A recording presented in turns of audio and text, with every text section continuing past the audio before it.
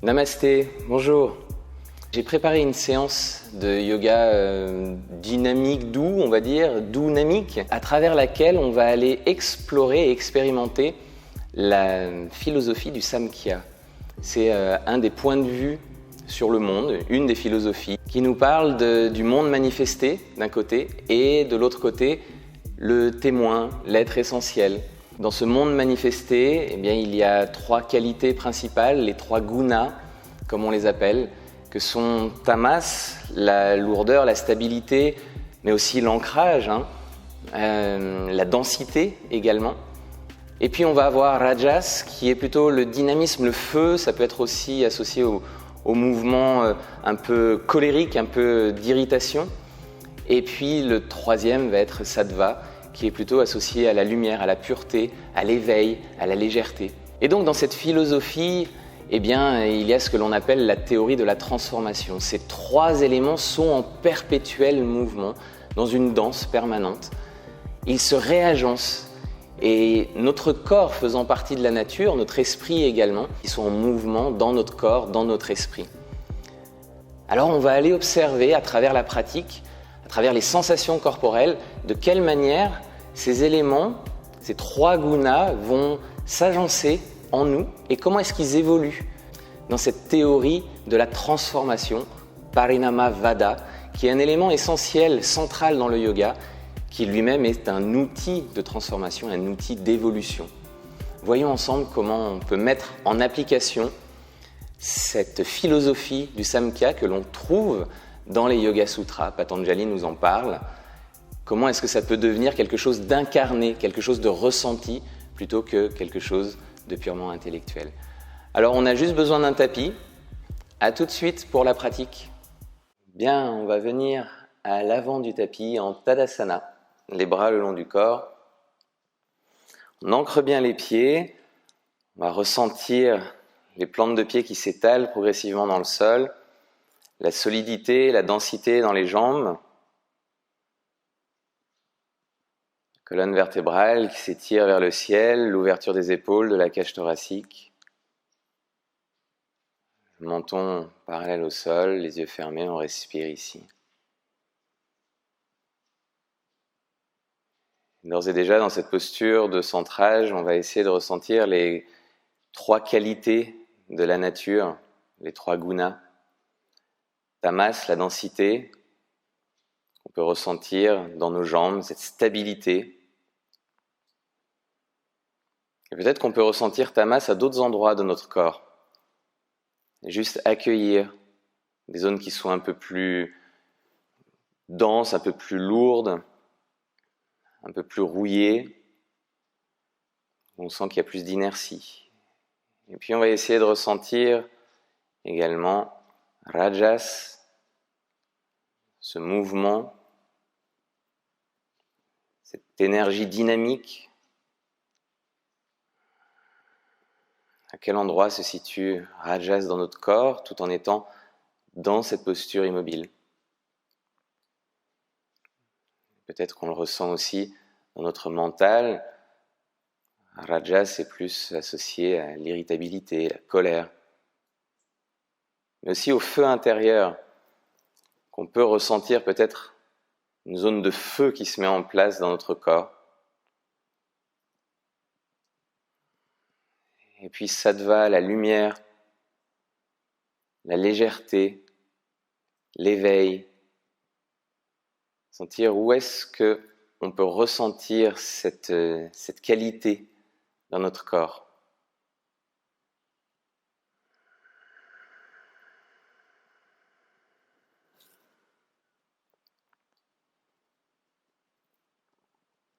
Ces trois gunas, ces trois qualités font partie de la nature, du monde manifesté, donc font partie de notre corps, font partie de notre être dans son entièreté.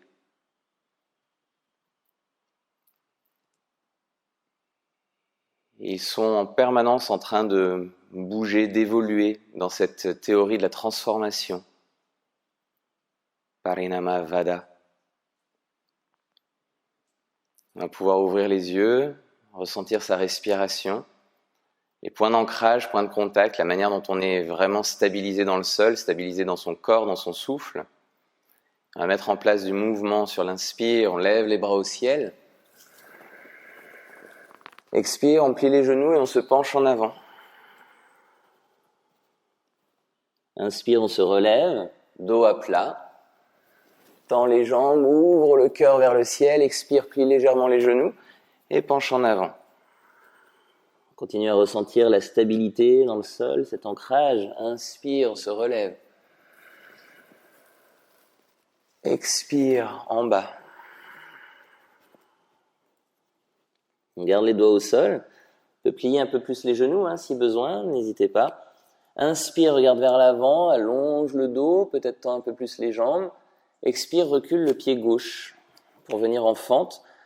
On va rester en appui sur le bout des doigts pour dynamiser un petit peu plus la posture. Le genou avant est dans l'axe du deuxième orteil, le tibia avant perpendiculaire au sol. On active la jambe arrière et on va sentir une ligne droite du talon arrière jusqu'au sommet de la tête. On laisse la hanche se détendre, on respire dans la posture.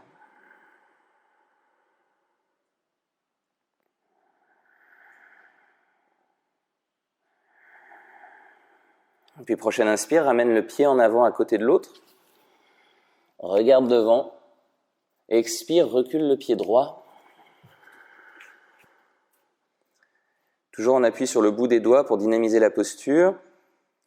On sent le contact des pieds dans le sol, un bon ancrage, toujours l'alignement de la jambe avant, la jambe arrière tonique et une ligne droite du talon jusqu'au sommet de la tête. On respire ici. Et on va observer dans notre corps où est-ce que les qualités, les trois gunas se mettent en place. De quelle manière est-ce qu'ils évoluent, est-ce qu'ils bougent? Où est-ce qu'on ressent de la densité, de la crispation, une terre un peu plus aride, tamas qui serait un peu plus présent? Où est-ce qu'on sent du mouvement, du feu, de la chaleur? Où est-ce qu'on sent un peu plus de légèreté, un peu plus de lumière, un peu plus d'éveil dans son corps? Puis à l'inspire, on va ramener le pied à côté de l'autre. On regarde devant. Expire, recule le pied gauche. Inspire, on le ramène. Expire le droit.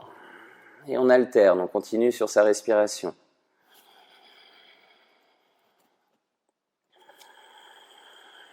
On va essayer de sentir les temps de pause de la respiration, une respiration douce, régulière. Et toujours la conscience de nos ancrages dans le sol, de nos points de contact.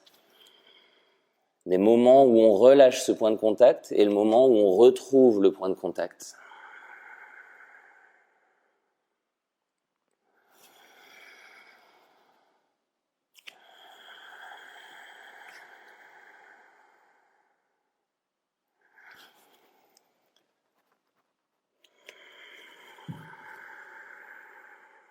On finira avec la jambe gauche devant, puis on inspire, on ramène le pied.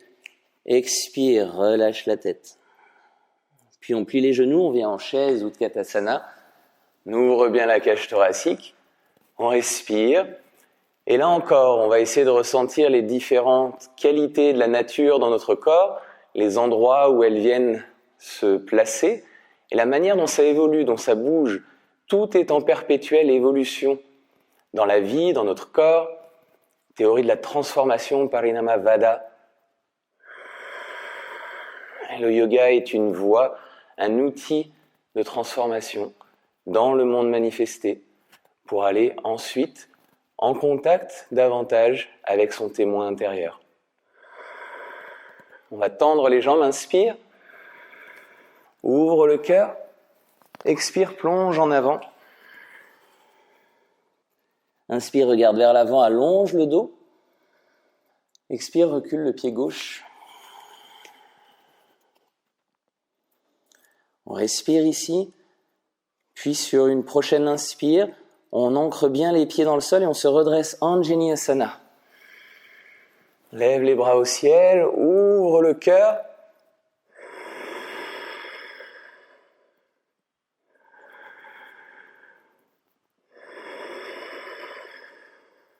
Inspire, ouvre un peu plus. Expire, main au sol, ramène le pied devant. Inspire, regarde en avant, allonge le dos. Expire l'autre pied, le pied droit derrière. Mêmes alignements que tout à l'heure. On active bien la jambe arrière. Jambe avant, tonique et alignée. Inspire, Anjaneyasana, ancre les pieds, ouvre le cœur vers le ciel. Observe les zones de densité, les zones de chaleur, de feu, les zones plus lumineuses, plus en éveil. Inspire, ouvre un peu plus au niveau des épaules et de la cage thoracique. Expire, main au sol, ramène le pied devant. Inspire, regarde vers l'avant, allonge le dos. Expire, viens en chien tête en bas. Recule un pied, l'autre pour passer en planche, puis soulève les fessiers. Si besoin, plie un peu les genoux.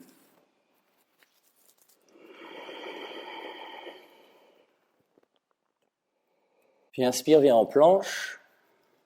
Expire, 4 pattes. On va bien s'ancrer à nouveau. Ressentir la stabilité de ta masse dans le sol.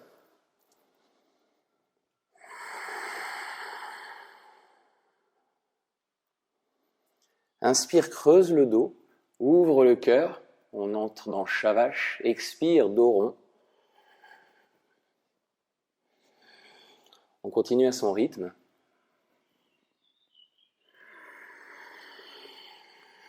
Sans les mouvements dans la colonne vertébrale.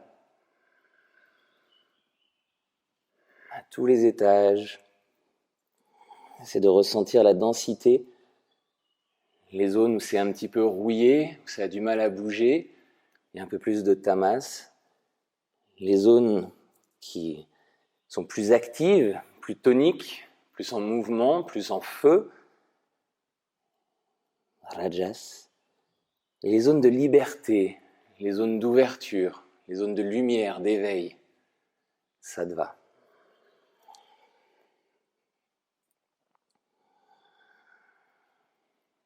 Et elle expire, on reste en place à cet endroit-là. Puis on va lever la jambe gauche, on l'étire loin derrière, on est bien en contact avec nos ancrages, là on développe ta masse dans le sol, on plie la jambe et on va faire un cercle avec notre bras droit pour aller attraper le pied. Et on ouvre. Donc plus ou moins loin en fonction, sans forcer. Et on essaie d'utiliser la puissance de sa jambe. On met un peu de feu dans la jambe.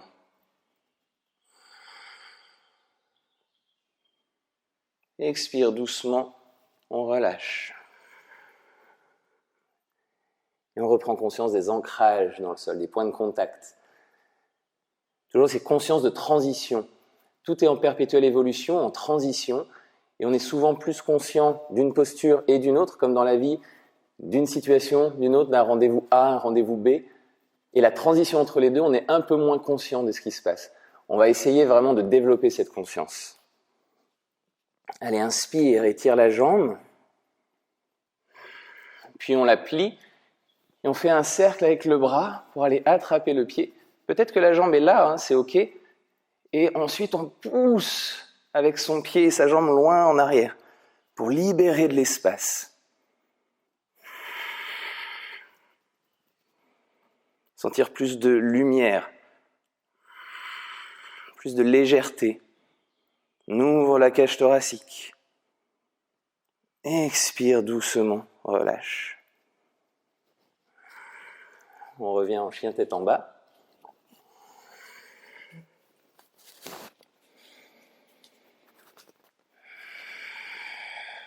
Une prochaine inspire, on marche ou on saute pour ramener les pieds entre les mains. Relâche la tête. Inspire, on se relève. Expire.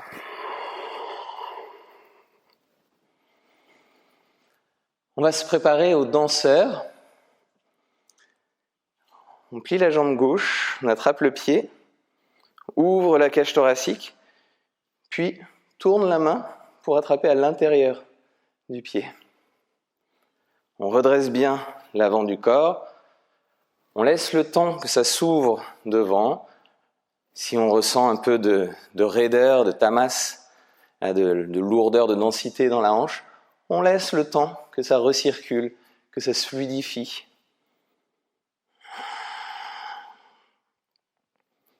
Chin Mudra, inspire, lève le bras droit. Expire, on se penche légèrement en avant, on regarde vers l'avant, on garde la hanche de face, et ensuite pousse le pied vers l'arrière. Ouvre le cœur.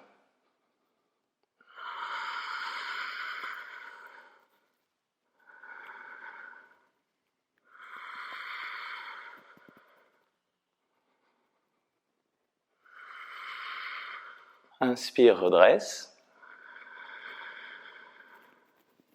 Expire, relâche doucement.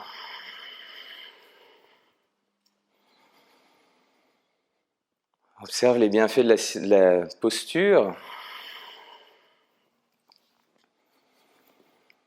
Et on va pouvoir faire l'autre côté. On décompose de la même façon. On vient en appui, on ancre bien le pied de terre. Là, on va mettre tamas.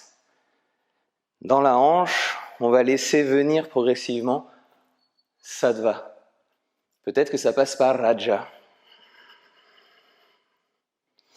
Tourne la main pour venir attraper l'intérieur du pied, l'épaule en ouverture.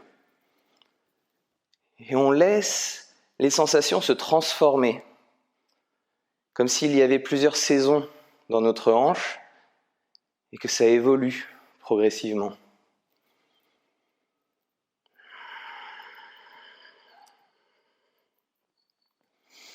Chin Mudra. Inspire, lève le bras. Ouvre le cœur, expire, penche légèrement en avant, regard vers l'avant, et ensuite utilise la jambe arrière en gardant la hanche de face, pousse le pied, ouvre la cage thoracique, sens l'espace qui se crée dans ton corps.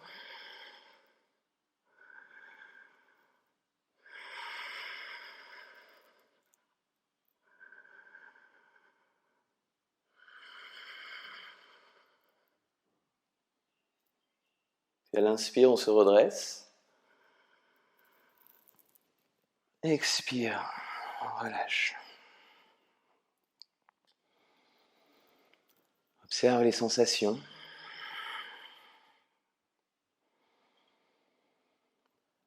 Et inspire, lève les bras au ciel. Ouvre le cœur. Expire, on se penche en avant. Inspire, regarde vers l'avant, allonge le dos. Expire, recule le pied gauche. On ancre la main gauche dans le sol, qu'on aligne sur le pied avant et sur le pied arrière. On prend appui avec la main sur le genou. Inspire, tourne. Expire, installe-toi dans la posture. Puis inspire, tends le bras. Respire ici.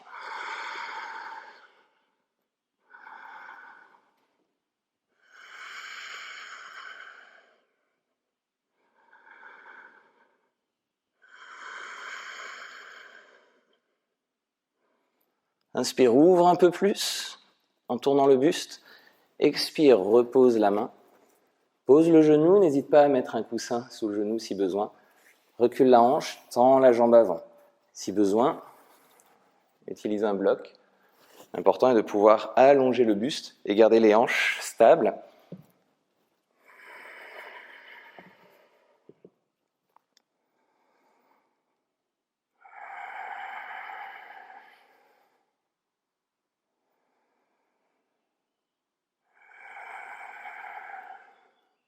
Inspire, reviens vers l'avant, ouvre le cœur. Expire, ramène le pied. Inspire, regarde en avant, allonge le dos. Expire, recule l'autre pied. On ancre la main droite qu'on aligne avec les deux pieds. Main sur le genou. Inspire, tourne, expire, installe-toi dans la posture. Puis inspire, tends le bras. Et on respire.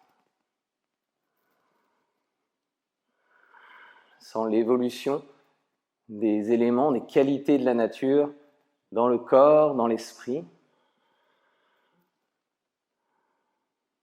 Inspire, ouvre un peu plus, tourne le buste.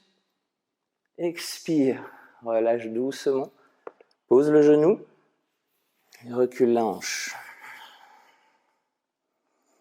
Pense aux ajustements sous le genou, sous les mains si besoin avec un bloc. On peut plier un tout petit peu la jambe si c'est trop intense pour les ischio-jambiers.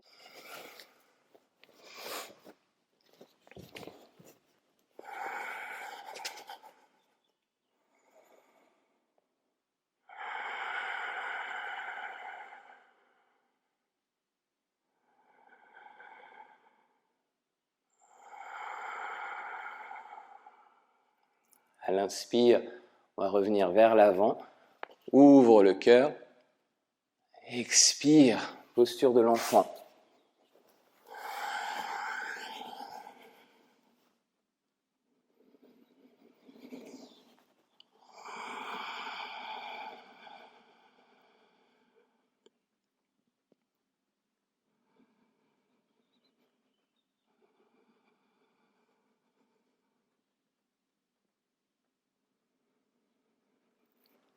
Puis on va venir en Shavasana.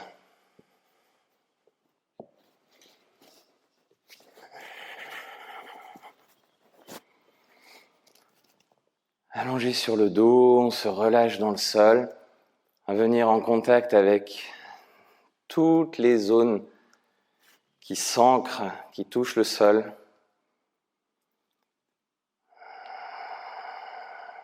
On va laisser se faire cette densité, cette lourdeur, cette stabilité. Pour laisser se développer ta masse là où il y a besoin. Et essaie de ressentir la pulsation du cœur, le mouvement, le dynamisme dans le corps, les zones de chaleur associées à Rajas. Et puis progressivement, plus de légèreté, un peu comme si on était sur un nuage, voire même au-dessus des nuages pour aller chercher la lumière. Sentir cette légèreté, cet éveil, cette élévation de Sattva. Et observe la manière dont ces éléments, ces qualités dansent dans le corps, dans l'esprit.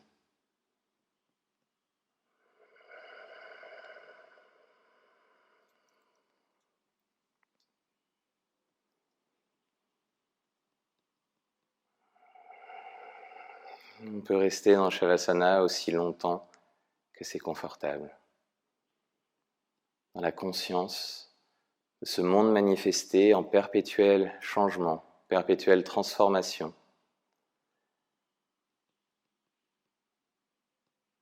Et là, prendre conscience qu'il y a un élément qui lui reste immuable, stable. C'est notre être essentiel. Notre témoin intérieur,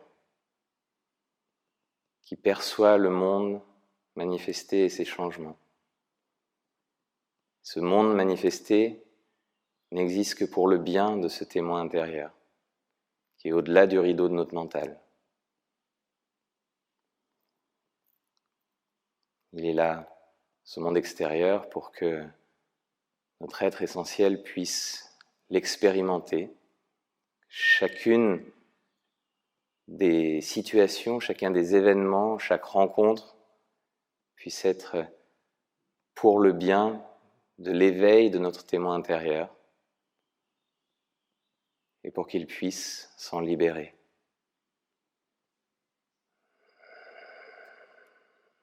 Namasté.